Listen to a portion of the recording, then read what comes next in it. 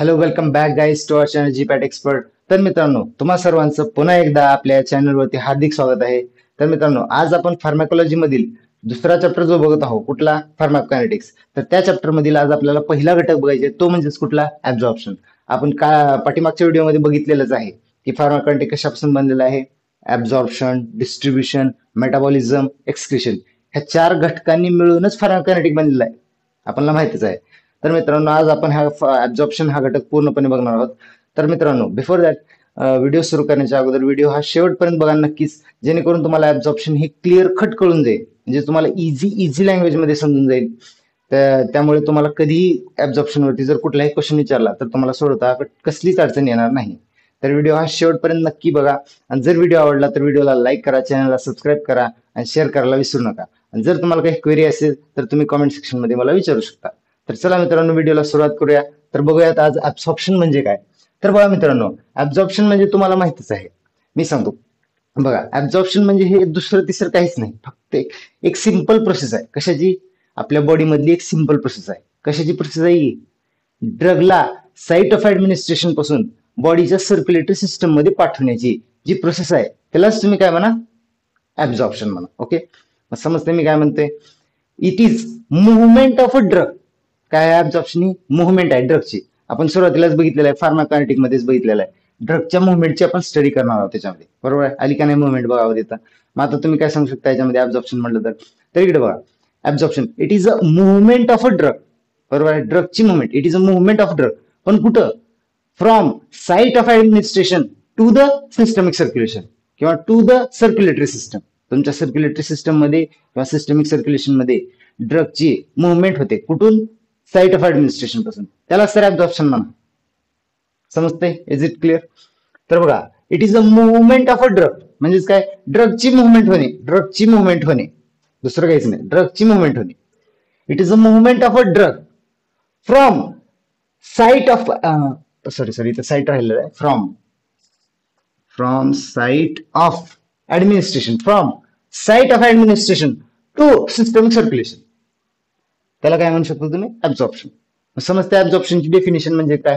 तुम्हाला डेफिनेशन असं line to line जर विचारली तर तुम्हाला इझिली लिहिता यावं, बरोबर आहे? मग सांगा मला. It is a movement of a drug म्हणजेच काय? ड्रगची movement. It is a movement of a drug कुठून? From site of administration to the systemic circulation.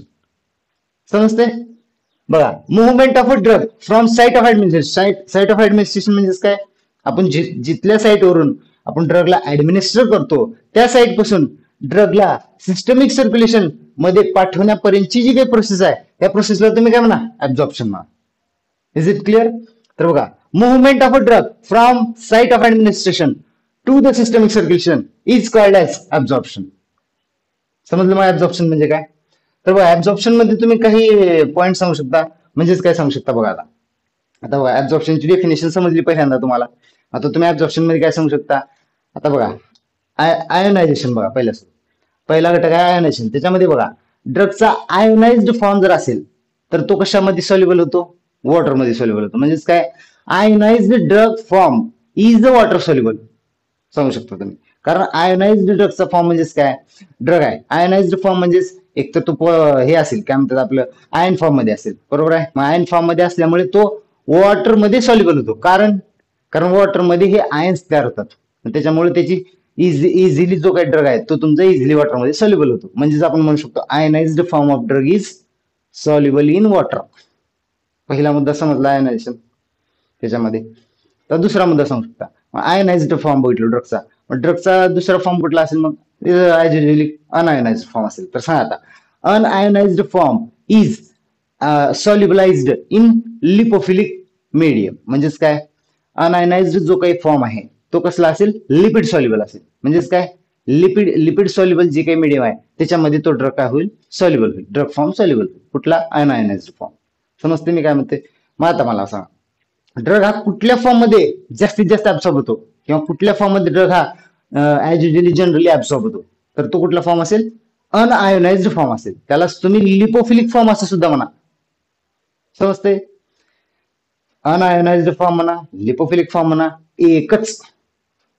आता सांगा मला, अनआयोनाइज्ड फॉर्म असेल, लिपोफिलिक फॉर्म असेल, ते जर दोन फॉर्म असतील तर ड्रग हा इझिली आणि बेटर ऍब्झॉर्ब होतो. समजला पॉईंट? मग समजले तिन्ही पॉईंट. सांगा मला पहिला पॉईंट काय? Ionised form of drug is water soluble. दुसरा मुद्दा सांगा. Unionised form is liquid soluble. तिसरा मुद्दा सांगा. Drug is absorbed in unionised form. Drug हा कुठल्या फॉर्म मध्ये ऍब्झॉर्ब होतो? अनआयोनाइज्ड फॉर्म मध्ये ऍब्झॉर्ब होतो. समजलं तिसरा मुद्दा. चौथा मुद्दा तुम्ही सांगू शकता. आता बघा, ड्रग हा ऍब्झॉर्ब होतो, बरोबर आहे. मग आता ड्रग हा त्याच्या रिलेटेड जर सेम मीडियम असेल तर इझिली ऍब्झॉर्ब होतो. मला काय म्हणायचंय, आता समजा तुम्हाला एक उदाहरण सांगतो मी. आता एक पहिलेचा विद्यार्थी आहे किंवा एक समजा 10वीचा विद्यार्थी. मग तो 10वीचा विद्यार्थी 10वीच्या विद्यार्थ्यासोबतच बसला किंवा 10वीच्या विद्यार्थ्यासोबतच जर अभ्यास करायला चालू केला तर त्याचा अभ्यास हा बेटर होतो. बेटर म्हणजे चांगल्या पद्धतीने अभ्यास होतो, बरोबर आहे.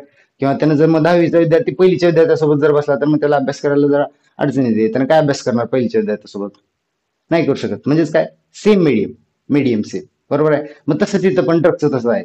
काय सांगू शकता ड्रगचं? सेम मीडियम जर असेल तर ड्रग हा हायली ऍब्झॉर्ब होतो, बेटर ऍब्झॉर्ब होतो ड्रग सेम मीडियम असल्यामुळे. म्हणजेच काय सांगू शकता तुम्ही? Acidic drug is highly absorbed, better absorbed from acidic medium. सांगू शकता तुम्ही असं. नेक्स्ट, तसंच बेसिक मीडियम साठी सुद्धा सांगू शकतो तुम्ही. Basic drugs are highly absorbed, better absorbed from basic medium, बरोबर आहे. तेच म्हणलेलं आपण इथं. बघा, acidic drug are better absorbed from stomach. म्हणजेच काय, आता इथं स्टमक म्हणलेलं आहे, इथं इंटेस्टाईन दिलेलं आहे. हे काय ऑर्गन आहे, म्हणजे त्यांचा पीएच कसा आहे? स्टमकचा पीएच हा ऍसिडिक आहे, त्याच्यामुळे आपण त्याला स्टमक दिलेलं आहे ती जागा. आणि इंटेस्टाईनचा पीएच कसा आहे? बेसिक पीएच आहे, बरोबर आहे. तुम्ही सांगू शकता स्टमकचं नेचर कसं आहे? ऍसिडिक आहे. इंटेस्टाईनचं नेचर कसं आहे? बेसिक नेचर आहे. म्हणून आपण म्हणतो acidic drug are better absorbed from stomach, that is acidic nature. Basic drugs are better absorbed from intestine, that is basic nature, बरोबर आहे. मग सेम मीडियम असेल किंवा सेम नेचरचा जर काही ड्रग असेल, सेम नेचरचा ड्रग असेल किंवा मीडियम असेल, त्याचं ऍब्झॉर्प्शन कसं होतं? बेटर होतं, हाय ऍब्झॉर्प्शन. समजलं ऍब्झॉर्प्शन म्हणजेच काय? ऍब्झॉर्प्शनची डेफिनेशन समजली तुम्हाला, काही पॅरामीटर काही मुद्दे समजले त्याच्या ऍब्झॉर्प्शन मधले. कुठले? आयनायझेशन असेल त्याच्यामध्ये आयनाइज्ड ड्रगचा फॉर्म, आयनाइज्ड फॉर्मचा ड्रग असेल किंवा अनआयनाइज्ड फॉर्मचा ड्रग असेल, त्याची सोल्युबिलिटी असेल किंवा ड्रग हा कुठल्या फॉर्म मध्ये ऍब्झॉर्ब होतो जास्तीत जास्त, आणि ड्रगच्या कुठल्या सेम मीडियम मधून कुठले ड्रग कशा पद्धतीने ऍब्झॉर्ब होतात ते समजले तुम्हाला. मग आता तुम्ही सांगू शकता. तर हे झालं पूर्ण कशाबद्दल?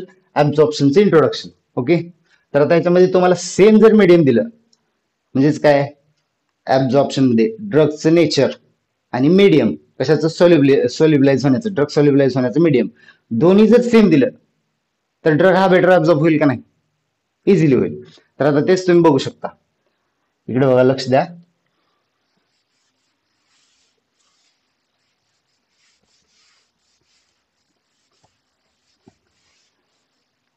तर बघा, पहिला मुद्दा आहे त्याच्यामध्ये ड्रग जर तुमचा समजा ऍसिडिक असेल, ऍसिडिक नेचरचा ड्रग असेल, ऍसिडिक, आणि त्याचं मीडियम सुद्धा जर ऍसिडिक असेल, बरोबर आहे, आणि ड्रगचा फॉर्म जर अनआयोनाइज असेल, अनआयोनाइज फॉर्म असेल, तर तो काय होईल? सोल्युबल होईल, इझिली सोल्युबलाइज होईल, इझिली सोल्युबल. म्हणजेच तो काय करेल? मेम्ब्रेनला क्रॉस करेल. समजलं? हा झाला पहिला मुद्दा. दुसरा मुद्दा बघा, इथे तुम्ही सांगू शकता, हा आहे ड्रगचा फॉर्म, हा आहे मीडियम,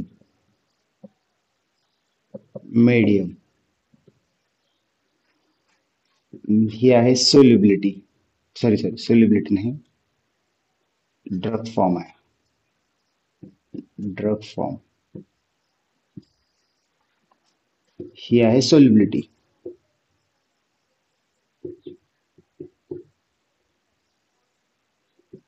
आणि हे मेम्ब्रेन.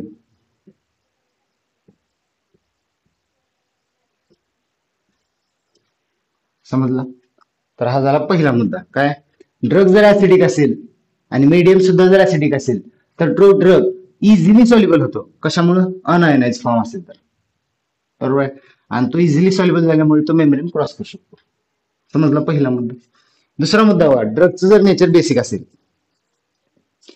ड्रगचं नेचर बेसिक आणि मीडियमचं नेचर सुद्धा जर बेसिक असेल आणि ड्रग हा अनआयोनाइज्ड फॉर्म मध्ये असेल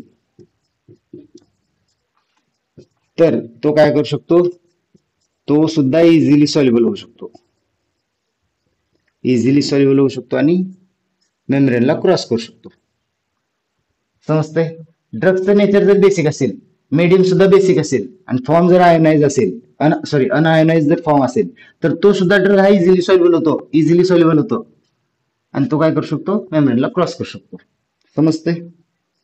तिसरा मुद्दा बघा, ड्रगचं नेचर जर ऍसिडिक असेल आणि त्याचं मीडियमचं नेचर जर बेसिक असेल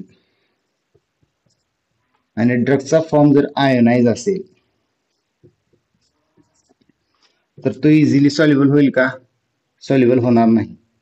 म्हणजेच काय लिहू शकतो आपण इथं, नॉट इझिली सॉल्युबल.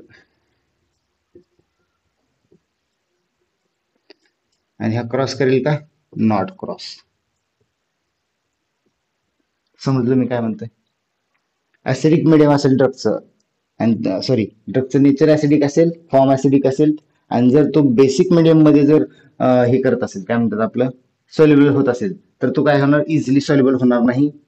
आणि त्याचा जर फॉर्म आयोनाइज फॉर्म जर असेल तर तो मिडियमला क्रॉस करू शकणार नाही. समजते मी काय म्हणतोय? चौथा मुद्दा बघा, जर ड्रगचा फॉर्म जर बेसिक असेल आणि मीडियम जर ऍसिडिक असेल आणि तो जर आयोनाइज फॉर्म मध्ये असेल तर तो सुद्धा इझिली सॉल्युबल होणार नाही.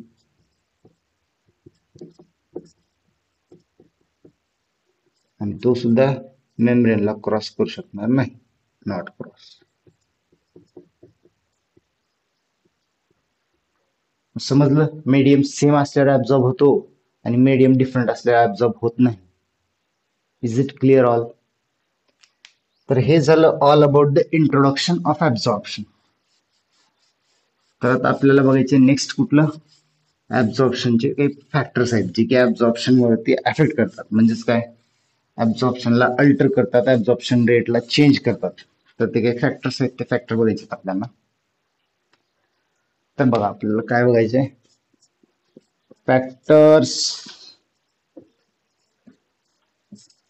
Affect on absorption. ऍब्झॉर्प्शन वरती काय फॅक्टर्स अफेक्ट करणार आहेत ते फॅक्टर्स आज आपण बघणार आहोत. तर बघा मित्रांनो, पहिला फॅक्टर जो आहे तो आहे सॉल्युबिलिटी. दुसरा फॅक्टर आहे तो आहे कॉन्सन्ट्रेशन ऑफ ड्रग. तिसरा फॅक्टर जो आहे तो आहे ब्लड फ्लो.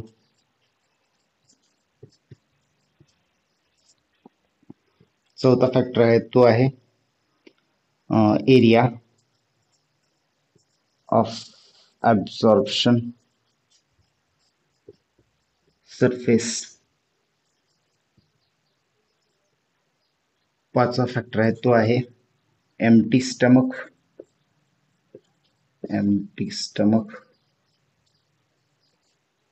सहावा फॅक्टर आहे तो आहे presence of food.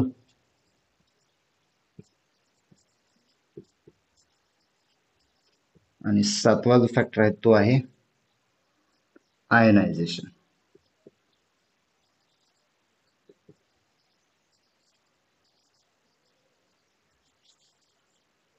Ionization of drug.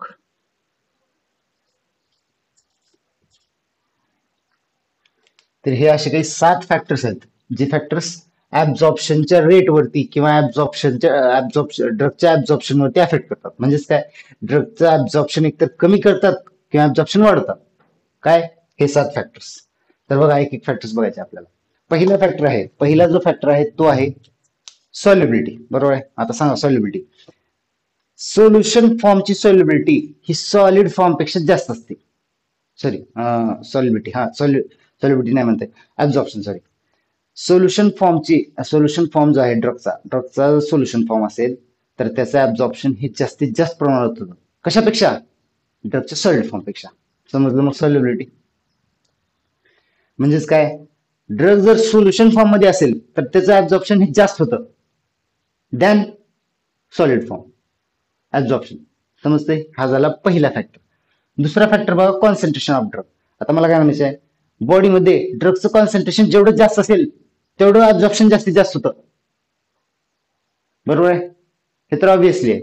बॉडीमध्ये जेवढं ड्रगचं कॉन्सन्ट्रेशन जास्त तेवढं ऍब्झॉर्प्शन सुद्धा जास्त. हा झाला दुसरा मुद्दा. म्हणजेच काय, as concentration of drug increases absorption also increases.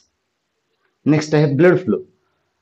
हा हा आहे महत्वाचा मुद्दा. म्हणजेच काय, आता बघा, ब्लड फ्लो जर वाढला तर काय होईल, ड्रग जो आहे तो साईट ऑफ जिथं काही साईट ऑफ ऍब्झॉर्प्शन आहे, ज्या साईटवरती ड्रग हा ऍब्झॉर्ब होणार होता त्या साईटवरून हा ब्लड फ्लो काय करतो माहिती आहे का, ड्रगला रिमूव्ह करतो. ड्रगला रिमूव्ह केल्यामुळे काय होतं, तिथं त्याचं ऍब्झॉर्प्शन रिड्यूस होतं ड्रगचं. म्हणजेच काय सांगू शकतो तुम्ही, as blood flow increases then absorption of drug is decreases. म्हणजेच काय, ब्लड फ्लो वाढला, ब्लडचा फ्लो वाढल्यामुळं तो ब्लडचा फ्लो काय करतो, त्या ऍब्झॉर्प्शन साईट वरून ड्रगला रिमूव्ह करतो. रिमूव्ह केल्यामुळे काय होतं, तिथं ऍब्झॉर्प्शन त्याचं काय होतं, रिड्यूस होतं. म्हणून तुम्ही सांगू शकता, as blood flow increases absorption decreases. हा झाला तिसरा फॅक्टर. चौथा फॅक्टर काय आहे बघा, तो म्हणजेच कुठला, एरिया ऑफ ऍब्झॉर्प्शन सरफेस.